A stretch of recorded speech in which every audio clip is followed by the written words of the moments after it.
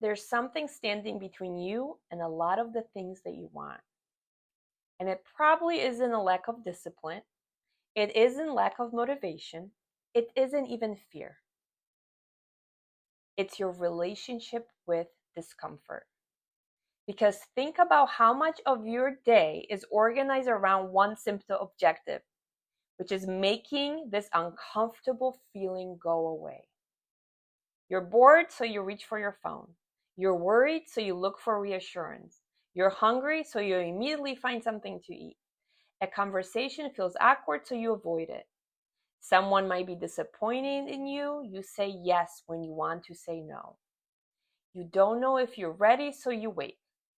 Sometimes you don't even know why you are feeling uncomfortable, so you may try to numb it with food or alcohol. And most of these choices in the moment seem incredibly small, but add them all together and they can determine the shape of your entire life. Because if comfort becomes a requirement for action, your choices become limited to whatever feels comfortable. And today I want to show you what happens when we can change that, okay? Not when you become tougher, not when you force yourself through pain, but when you stop treating discomfort like something has gone wrong. Because there is an incredible amount of freedom on the other side of that shift. And I think there's gold there. Let's talk about it. Okay, so we live in an age of relief, right? I mean, it's an extraordinary time. Almost any small discomfort can be relieved within minutes. You're hungry? Food can show up at your door. Are you bored? You have endless entertainment in your pocket. Don't want to wait? No problem. Pay for faster shipping. Don't know something? You can have an answer immediately. Feel awkward standing somewhere alone? Pull out your phone. Feeling something you don't particularly want to feel? Oh, there's almost endless supply of things willing to help you not feel it. Don't get me wrong, I'm not anti-comfort. I like conveniences too. I like technology. I like things that make life easier. But there's something worth noticing here. Discomfort is incredibly monetizable, right? Because if I can convince you that an uncomfortable feeling needs to disappear, I can probably sell you relief. And we have become very, very good at relieving ourselves. The problem is that the more immediately we escape discomfort, the fewer opportunities we have to discover something incredibly important. Oh, I can actually feel this. I can be bored. I can wait. I can feel uncertain. I can feel awkward. I can want something and not immediately have it. I can feel an urge without obeying it. I can have someone misunderstand me. I can disappoint someone. I can hear no. I can be okay not knowing what happens next. And that realization changes things. Because the person who knows they can tolerate discomfort has far more choices than the person who must escape it. Okay, so most of us don't consciously ask, what is the most comfortable choice available to me? But our behavior often does, right? We ask, what will make this anxiety stop? What will make this awkwardness disappear?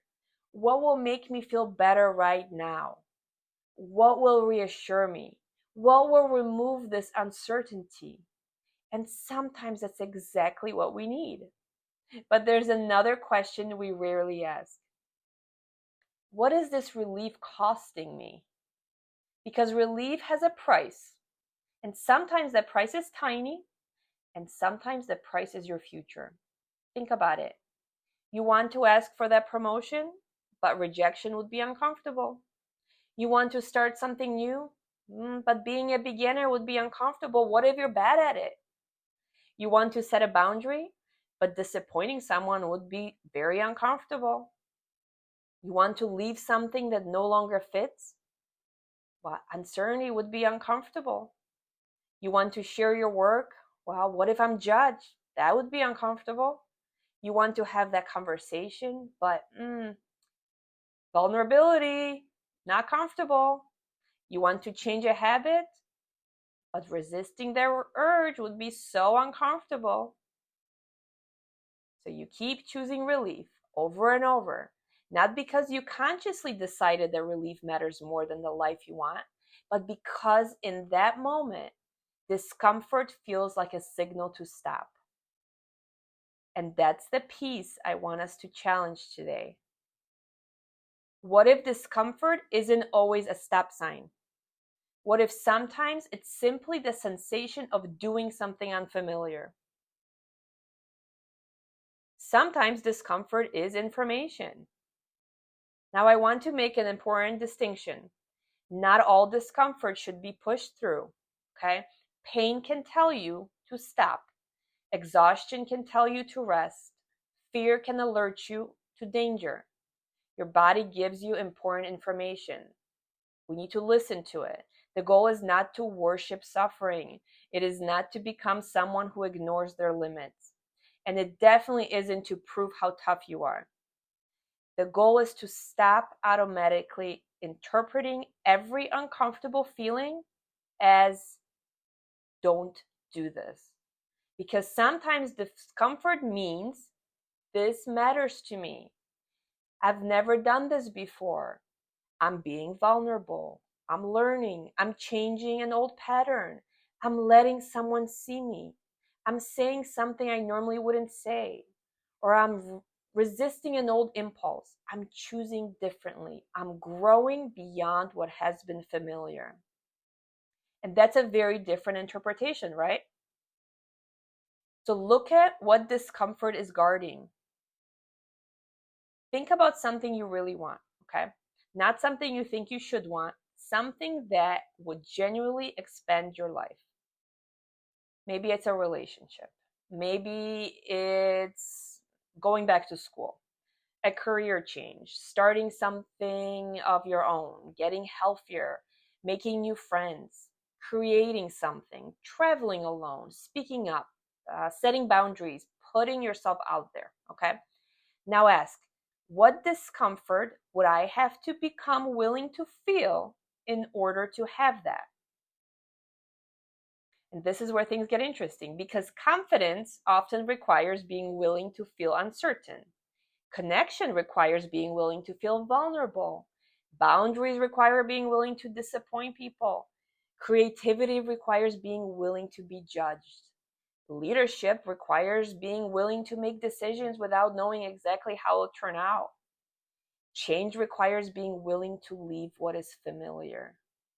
Learning requires being willing to feel incompetent for a while. Love requires being willing to risk loss. And freedom? Freedom requires being willing to experience feelings you cannot completely control. And there's so much gold sitting behind feelings we spend our lives trying not to experience. Okay, so imagine that the life you want is on the other side of a wall, okay? And written across that wall are words like awkwardness, uncertainty, rejection, boredom, effort, vulnerability, frustration, embarrassment, and waiting. Okay? And for years, you may have been standing in front of that wall thinking, when these feelings go away, I'll move forward. When I'm confident, I'll speak. When I'm motivated, I'll start. When I'm sure, I will decide. When I'm no longer afraid of rejection, I'll put myself out there. When it doesn't feel awkward anymore, I'll try. But what if those feelings aren't going anywhere first? What if the doorway isn't somewhere around the wall? What if the doorway is through it? You don't wait until uncertainty disappears. You become someone capable of carrying uncertainty. You don't wait until rejection stops hurting. You learn that rejection is something you can survive. You don't wait until vulnerability feels comfortable. You discover that you can feel exposed and still speak. And suddenly, the wall isn't actually a wall anymore. And your world gets bigger. Okay. And that is the part I find incredibly exciting, because every discomfort you become willing to experience gives you access to more choices. If I can tolerate awkwardness, I can walk into a room where I don't know anyone. If I can tolerate rejection, I can ask for things. If I can tolerate uncertainty, I can take opportunities without guarantees. If I can tolerate someone being disappointed, I can set boundaries. If I can tolerate being misunderstood, I can speak honestly. If I can tolerate being a beginner, I can learn almost anything. If I can tolerate an urge, I don't have to obey every impulse, every cookie. If I can tolerate boredom, I don't need constant stimulation. If I can tolerate failure, I can create. And notice what's happening. The discomfort hasn't necessarily disappeared, but it had lost authority. And that's freedom. Not that you never feel uncomfortable, but discomfort doesn't get to make the decisions for you. You befriend it. So I want to give you a different relationship with discomfort. Okay. Instead of immediately asking, how do I get rid of this? Try noticing it. Oh, there you are. This is awkwardness, or this is uncertainty, or here's that urge, or this is vulnerability. This feels like embarrassment. This is a possibility of rejection. And instead of immediately trying to make it disappear, say this: I'm willing to feel this. Not forever, not because you enjoy it, because you've decided this feeling is allowed to exist without controlling what happens next. And that's what I mean by befriending discomfort. You stop fighting its presence. You stop assuming it means something has gone wrong. You stop giving in the power to choose for you. And then you ask one of the most important questions in this entire episode. Ready? What becomes possible if I'm willing to feel this? Think about how different that is from how do I make this stop? One question organizes your life around relief and avoiding this feeling, and the other organizes your life around possibility. So try it out this week, okay? Run a small experiment. Don't go looking for suffering. You won't have to, okay? Discomfort will find you. And when it does, catch one moment where your first impulse is to escape it. Maybe you reach for your phone or a snack because you're bored. Maybe you want reassurance because you're feeling uncertain. Maybe you're about to avoid a conversation. Maybe you want to abandon something because you suddenly feel inadequate. And maybe you want to say yes because saying no feels so uncomfortable. Maybe you feel an urge and immediately want to satisfy it. Just catch one of those, okay? And before you do what you normally would do, wait. Feel the discomfort. Say, hello, discomfort. Notice where it shows up in the body. And just say, yep, this feeling is here. And then ask, what becomes possible if I'm willing to feel this? Maybe the answer is, I can wait. Or I can say no. I can keep going. I can ask. I can let them think whatever they want to think. I can finish this. I can try. I can choose what matters more. And then make your choice from there. There will always be people willing to sell us comfort, okay? And thank goodness for some of them. Comfort isn't the enemy, but comfort becomes a cage when we start believing we need it. Because then anyone who can remove our discomfort has enormous influence over our behavior. Think about it. Our impulses have influence, other people's opinions have influence, fear has influence, convenience has influence, our need for certainty has influence. But the moment you realize, I don't actually have to make this feeling disappear, something opens, right? You don't have to get rid of uncertainty before moving.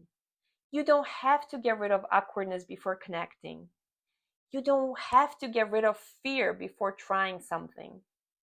You don't have to get rid of an urge before choosing differently. You don't have to get rid of vulnerability before you tell us the truth. And you can feel discomfort and choose anyway. And suddenly, there are places you can go that you couldn't go before. Things you can say that you couldn't say before. Risks you can take. Boundaries you can hold. Things you can create. Versions of your life that become available to you.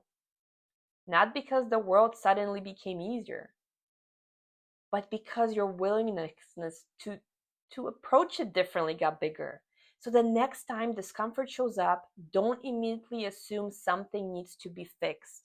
Get curious, maybe ask, what is on the other side of this feeling?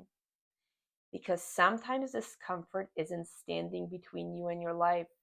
Sometimes discomfort is standing at the entrance to it. And every time you become willing to feel a little more of it, your world gets a little bigger.